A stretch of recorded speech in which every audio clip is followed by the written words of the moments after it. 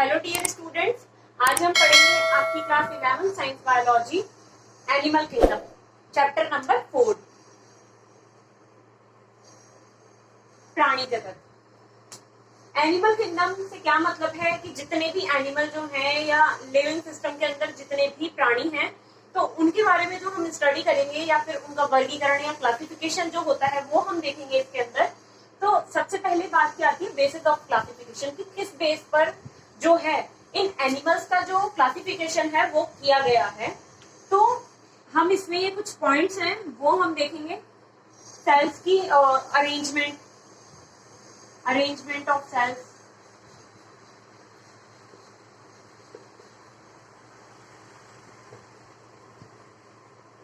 ये है सिमेट्री,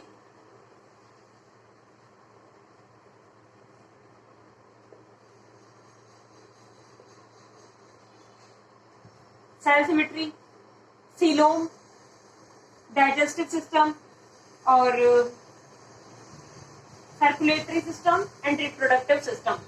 इन सब के बारे में ये क्लासिफिकेशन के ये बेस है कि इन सब के अकॉर्डिंग ही जो क्लासिफिकेशन है वो कंप्लीट किया गया है। अब हम बात करते हैं लेवल्स ऑफ ऑर्गेनाइजेशन की, यानी कि संगठन के जो स्तर हैं वो किस लेवल के हैं, किस तरीके के हैं। फर्स्ट हम देखते हैं सेलुलर लेवल यानी कि कोशिका स्तर, दूसरा है टिश्यू लेवल यानी कि ऊतक स्तर, थर्ड है ऑर्गन लेवल अंग स्तर, और ये अंगकों के एक समूह का स्तर। तो सेलुलर लेवल के अंदर हम क्या बात करते हैं कि जिस तरीके से जो सेल्स होती है, यानी कि इसमें एग्जांपल जो हमने लिया है वो स्पंज का लिया है। स्पंज के अंदर क्या होता है कि सेल्स जो होती है वो बिखरे हुए ग्रुप्स के अंदर होती है, यानी कि अलग अलग जगह पर होती है। तो ये क्या है, स्पंज का एग्जांपल है। तो इसमें कौन सा ऑर्गेनाइजेशन मिल रहा है, सेलुलर लेवल का। फिर करते हैं हम बात सिलेंट्रेट की। सिलेंट्रेट के अंदर क्या हो रहा है कि टिश्यू लेवल है। तो टिश्यू के बारे में हमने फर्स्ट क्लास के अंदर क्या देखा था कि जहां पर एक जैसी सेल्स ग्रुप बना लेती है तो उसे क्या कहते हैं, टिश्यू कहते हैं। जहां पर सेम सेल्स जो होती है वो फॉर्म हो जाती है तो वो क्या होती है, टिश्यू होती है। तो यहाँ पर टिश्यू लेवल हो गया इसका जो ऑर्गेनाइजेशन है यानी कि फॉर्मेशन का। और फिर आता है ऑर्गन लेवल। ऑर्गन के अंदर हमने क्या देखा था कि बहुत सारे जो टिश्यूज होते हैं वो एक साथ मिलकर के फंक्शन करते हैं, यानी कि एक जैसा फंक्शन करते हैं, same size, same shape and same function perform करते हैं। तो वो क्या होगा, ऑर्गन लेवल होगा। तो इसमें क्या क्या एग्जांपल आ जाएंगे, प्लेटीहेल्मिन्थीज है, एनिलेट्स है, आर्थ्रोपोडा, मोलस्का, ये जो है आपके ऑर्गन लेवल के अंदर आ जाते हैं। और फिर जो ऑर्गन सिस्टम जो होता है, अंग तंत्र का स्तर, अंग तंत्र वाला, वो किसमें होता है, एकाइना, डर्मेटा और कॉर्डेटा में होता है। तो यहाँ पर क्या होता है, फंक्शनल सिस्टम होता है यानी कि कार्य की भी होती है, फिजियोलॉजिकल सिस्टम भी होता है, यानी कि किसी भी कार्य को, यानी कि शारीरिक और कार्य की दोनों एक साथ मिलकर के कार्य करती है। तो वो क्या होता है आपका अंग तंत्र स्तर, अंग तंत्र स्तर। अब इसके आगे हम बात करें तो प्लेटीहेल्मिन्थीज के अंदर हम देखेंगे कि उसका जो माउथ होता है, यानी कि उसका एंगल्फ करने वाला पार्ट और एक्सक्रीट करने वाला पार्ट दोनों एक ही होता है। माउथ भी और एनस भी दोनों एक ही में होता है। जबकि जो हम आगे और ज्यादा जब क्लासिफिकेशन के बाद में और ज्यादा डिविजन देखते हैं या फिर और बड़े बड़े ये देखते हैं कि फैमिलीज देखते हैं या ऑर्डर देखते हैं, तो उसमें हम जाकर के आगे क्या देखते हैं कि माउथ अलग है और एक्सक्रीशन के लिए या फिर रिप्रोडक्टिव सिस्टम अलग है और डाइजेस्टिव सिस्टम अलग है। तो वहां पर जो है सारे सिस्टम जो है अलग अलग हो जाते हैं। और इसी तरीके से आगे हम देखते हैं कि जो ब्लड जो होता है, रक्त परिसंचरण तंत्र, वो भी दो तरीके का मिलता है एनिमल्स के अंदर। तो एक तो होता है खुला परिसंचरण तंत्र, ओपन सर्कुलेटरी सिस्टम,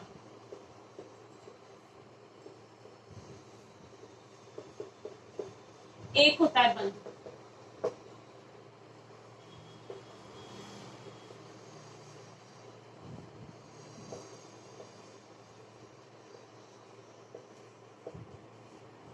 तो हम ओपन सर्कुलेटरी सिस्टम के बारे में हम देखते हैं, तो यहाँ पर जो ब्लड जो होता है वो बॉडी के अंदर कैसे फ्लो करता है, कि यहाँ पर हार्ट से डायरेक्ट पूरी बॉडी के अंदर चला जाता है वो ब्लड।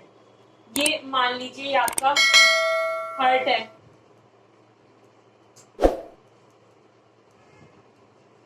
तो ये जो हार्ट है इससे जो ब्लड है वो पूरी बॉडी में ऐसे ही फैल रहा है, जबकि जो क्लोज सिस्टम जो होता है, यानी कि जो ह्यूमन बींग्स के अंदर मिल रहा है, वो किस तरीके का होता है, वो जो ब्लड है वो चैम्बर्स के अंदर होकर के जाता है और यहाँ से धमनियों और शिराओं के थ्रू पूरे ब्लड के अंदर या पूरी बॉडी के अंदर फ्लो करता है।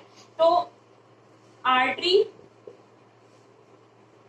और वेन्स या फिर डक्ट्स कह लीजिए, इनके थ्रू बॉडी के अंदर फ्लो करता है, तो वो क्या होता है, क्लोज सिस्टम होता है, क्लोज सर्कुलेटरी सिस्टम।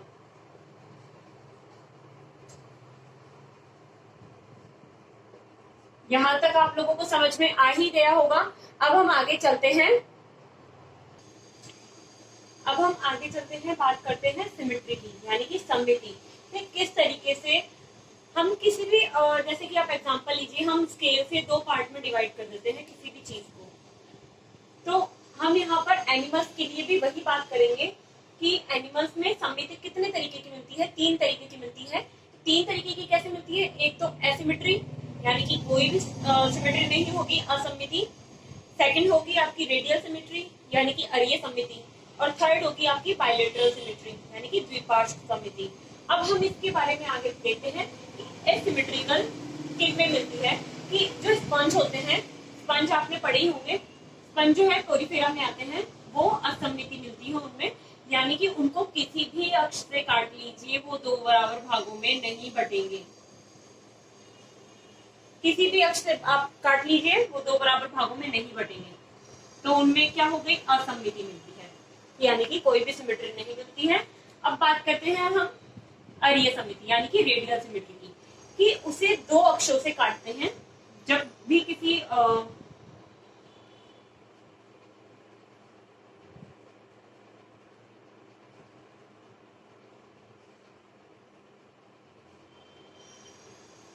मान लीजिए हम इसे काटेंगे, तो ये 2 पार्ट में हमको काटना है। कैसे, केंद्रीय अक्ष लेने हैं हमें 1 और 2, 2 अक्ष लेने हैं, तो यहां से शुरुआत करते हैं, 2 पार्ट्स के अंदर डिवाइड हो जाएगी, बराबर पार्ट्स के अंदर, इधर इतना है और इधर इतना है। अब इसको इधर से काटेंगे, तो इधर वाला पोर्शन है, ये वाला पोर्शन है, तो इसके बिना ये नहीं रह पाएगा, खत्म हो जाएगा प्राणी, और इसके बिना ये नहीं रह पाएगा। यूं काटेंगे तो बिल्कुल ही बराबर हो जाएगा, यूं काटेंगे तो भी बिल्कुल बराबर हो जाएगा। तो ये इस तरीके की सिमेट्री जो है रेडियल सिमेट्री होती है। अब हम बात करते हैं द्विपार्श्व सममिति या फिर बायलेटरल सिमेट्री की। तो बायलेटरल सिमेट्री के अंदर क्या होता है कि जैसे ये कोई जानवर है, एनिमल्स है,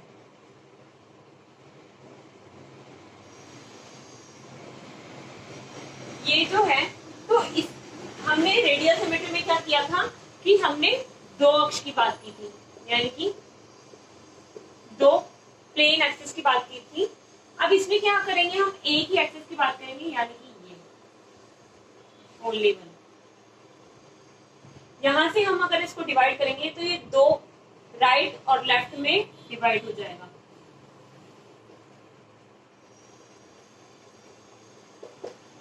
ये लेफ्ट में डिवाइड हो जाएगा, लेकिन ये सिर्फ एक ही प्लेन से डिवाइड होगा, ये किसी भी दूसरे प्लेन से या इसको इस तरीके से काटिए तो वो नहीं होगा, ये सिर्फ एक ही प्लेन एक्सिस से डिवाइड होगा, राइट में और लेफ्ट के अंदर। तो अब हम इनके एग्जांपल्स की बात करते हैं। इसमें आता है स्पंज, रेडियल सिमेट्री का एग्जांपल है सिलेंड्रेट्स, स्टीनोफोर्स और इकाइनोडर्म्स, और बायलेटरल सिमेट्री का एग्जांपल आता है एनिलिड्स और आर्थ्रोपोड्स। अब हम बात करते हैं डिप्लोप्लास्टिक और ट्रिप्लोब्लास्टिक ऑर्गेनाइजेशन की। यहाँ पर ब्लास्ट से क्या मतलब है, एम्ब्रियो से, यानी कि भ्रूण से।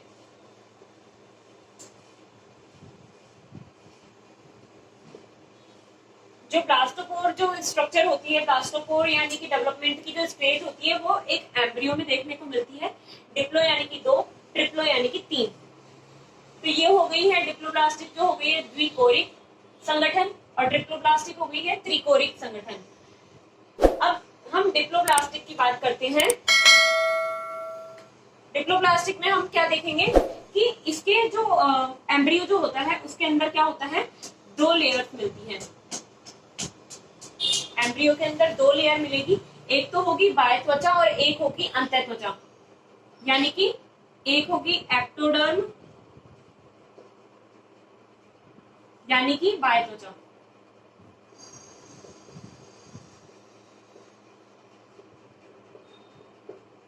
एक होगी एंडोडर्म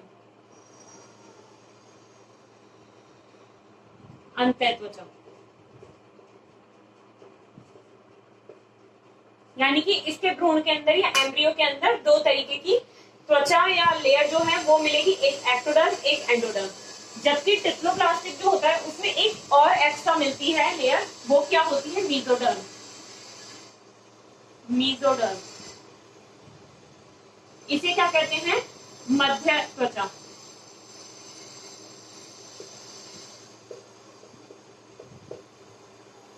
हम इसके एग्जांपल्स देखते हैं। द्विकोरिक या डिप्लोप्लास्टिक के क्या होंगे, सीलेंट्रेट्स होंगे, और जो ट्रिप्लोप्लास्टिक है उसके लिए प्लेटीहेल्मिन्थीस से लेकर के यानी कि एनिमल्स तक, कॉर्डेट्स तक जो है वो इसके अंदर आते हैं, इस वाले ऑर्गेनाइजेशन के अंदर। आगे हम चलते हैं। अब हम देखेंगे सीलोम के बारे में, यानी कि प्रभुत्व क्या होती है। अभी हमने पहले ही बात किया था ट्रिप्लोप्लास्टिक और ट्रिप्लोप्लास्टिक जो ऑर्गेनाइजेशन देखा था उसमें भी हमने सीलोम के बारे में बात की थी। तो अब हम यहाँ पर क्या बात करेंगे सीलोम के बारे में, कि सीलोम होती क्या है। कि सीलोम एक वो गुहा या कैविटी जो होती है, यानी कि रिक्त स्थान वो होता है जो हमारी बॉडी वॉल और गट वॉल के बीच में स्थित और अनुपस्थित होती है। तो अगर स्थित होगी यानी कि प्रेजेंट होगी तो क्या होगी, वो सीलोम होंगे, और नहीं होंगे तो एसिलोमेटिक होंगे, एसिलोमेट्स होंगे। तो बॉडी वॉल यानी कि शरीर की भित्ति और आहार नाल, आहार भित्ति कह लीजिए आप उसे, इन दोनों के बीच में जो रिक्ति मिलती है या फिर गुहा मिलती है उसे हम क्या कहते हैं, सीलोम कहते हैं। अब सीलोम जो होती है इसके अंदर कहाँ मिलेगी, जिन एनिमल्स के अंदर मीजोडर्म प्रेजेंट होगी, यानी कि मीजोडर्म कहाँ प्रेजेंट थी, ट्रिप्लोब्लास्टिक्स के अंदर। आप लिंक करना भी सीखिए एक दूसरे से इन चीजों को, तो अच्छे से आपको याद होगी। ये ट्रिप्लोब्लास्टिक में हमने मीजोडर्म देखी थी। तो यहाँ ये क्या होंगे, जो जिनके अंदर ये सीलोम प्रेजेंट होती है तो उन्हें क्या कहते हैं, हम सीलोमेट्स कहते हैं। सीलोम कहते हैं देवगुहा को। और जो जिन प्राणियों के अंदर ये प्रेजेंट होगी या जिन एनिमल्स के अंदर सीलोम प्रेजेंट होगी उन्हें कहेंगे सीलोमेट्स, यानी कि प्रगुही कहेंगे। अब जिन प्राणियों के अंदर नहीं मिलती है तो उन्हें क्या कहते हैं, कूटगुहिक कहते हैं या फिर स्यूडो सीलोमेट्स कहते हैं। यानी कि उनमें मेसोडर्म जो है वो ये हो गई एक्टोडर्म, ये है एक्टोडर्म, मैं शॉर्ट में लिखूंगी, ये है मेसोडर्म और ये है एंडोडर्म। एंडोडर्म है। तो जिन प्राणियों के अंदर जो है मेसोडर्म इस तरीके से प्रेजेंट ना होकर के छोटे छोटे बिखरे हुए रूप के अंदर प्रेजेंट होगी तो उन्हें हम क्या कहेंगे, स्यूडोसिलोमेट्स कहेंगे। और जिनके अंदर ये प्रेजेंट ही नहीं होती है, बिल्कुल भी प्रेजेंट नहीं होती है, यानी कि डिप्लोप्लास्टिक एनिमल्स की बात कर लीजिए आप, तो वो क्या होंगे, एसिलोमेट्स होंगे, अगुही होंगे। इनके एग्जांपल्स देखिए, ये जो स्यूडोसिलोमेट्स है इनका एग्जांपल है एस्केलमेंथीस, और जो एसिलोमेट है उसका एग्जांपल है प्लेटीहेल्मिन्थीस। तो ये सिलो। अब हम देखते हैं सेगमेंटेशन की बात हम करते हैं, यानी कि खंडीभवन कि कैसे जो डिवाइड होता है एनिमल जो है उसकी जो बॉडी है वो किस तरीके से डिवाइड होती है, तो वो हम देखेंगे सेगमेंटेशन। यानी कि कुछ एनिमल्स के अंदर हम देखते हैं कि जो शरीर की एक्टोडर्म है और एंडोडर्म है वो जब डिवाइड होती है तो कुछ एक जो ऑर्गन्स जो हैं उनका रिपीटेशन होता है।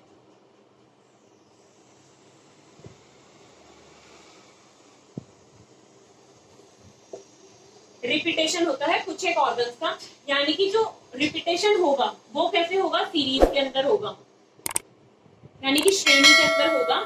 तो बाह्य त्वचा और अंतर त्वचा के अंदर जो कुछ अंग जो है वो प्रेजेंट होते हैं, तो वो कुछ सीरीज के अंदर यानी कि श्रेणी के अंदर रिपीट भी हो जाते हैं, तो उसे हम कहते हैं सेगमेंटेशन यानी कि खंडी भवन। एग्जाम्पल के लीजिए अर्थवर्म यानी कि केंचुआ। इसमें हम देखते हैं केंचुए के अंदर हम देखते हैं मेटामेरिक सेगमेंटेशन मिलता है।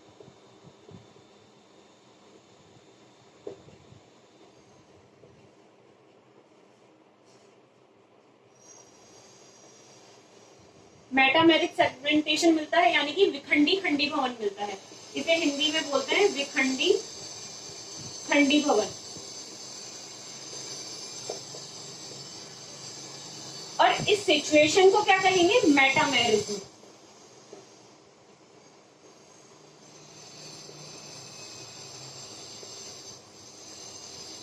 मेटामेरिज्म जो होता है वो अर्थवर्म के अंदर प्रेजेंट होता है, यानी कि जो उसका जो शरीर है, ये थोड़ा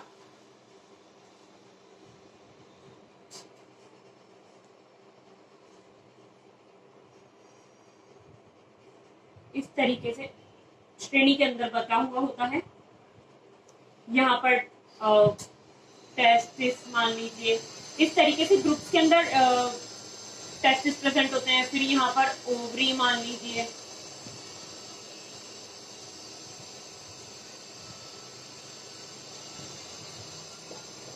ये पेयर्स के अंदर प्रेजेंट होती है। तो आप ये देखेंगे कि ये रिपीट भी होती है, यानी कि टेस्टिस यहाँ पर 2 प्रेजेंट है, यहाँ पर भी 2 प्रेजेंट है, यहाँ पर ओवरी 2 प्रेजेंट है, यहाँ पर भी 2 प्रेजेंट है। तो ये जो रिपीटेशन चलता है सीरीज के अंदर, उसे हम कहते हैं मेटामेरिक सेगमेंटेशन या फिर सेगमेंटेशन।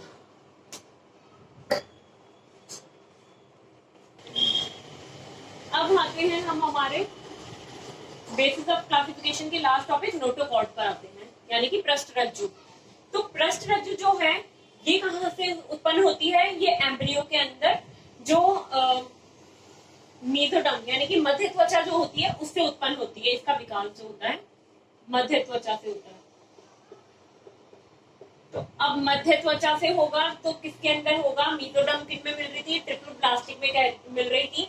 अभी मैं आपकी तीसरी बार रिपीट कर रही हूँ, इससे आपको याद हो गया होगा कि मेसोडर्म जिनके अंदर प्रेजेंट है वो सीलोमेटिक एनिमल्स हैं, यानी कि उनमें नोटोकॉर्ड मिलेगी। तो मध्य त्वचा मेसोडर्म, जो एम्ब्रियो जो होता है उसमें जो मेसोडर्म होती है उससे उत्पन्न होती है पृष्ठरज्जु, यानी कि नोटोकॉर्ड का डेवलपमेंट होता है मेसोडर्म से।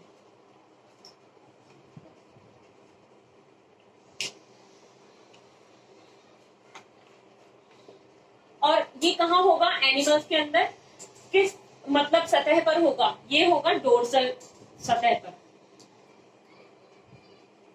आपको इसके हिंदी के नाम से ही पता चल रहा होगा, पृष्ठ यानी कि पीठ की ओर, डोर्सल यानी कि पृष्ठ। अब आप इसमें कंफ्यूज नहीं होइएगा, अभी आप इसे क्लियर कर लीजिए। वेंट्रल जो होता है उसे कहते हैं अधर सतह।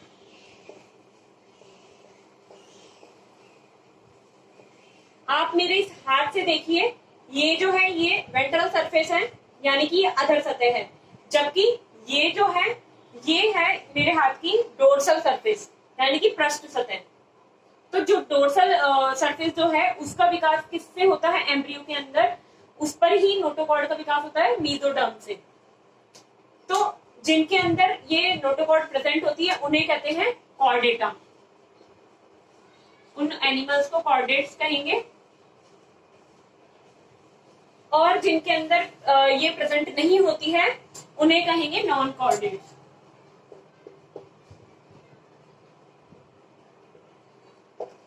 इनमें प्रेजेंट होगी कॉर्डेट, यानी कि ये जो है आपकी नोटोकॉर्ड ये प्रेजेंट होगी, और इनमें ये एब्सेंट होगी नॉन कॉर्डेट्स के अंदर। अब नॉन कॉर्डेट्स के एग्जांपल कहां से कहां तक आते हैं, ये आते हैं पोरीफेरा से एकाइनोडर्म तक।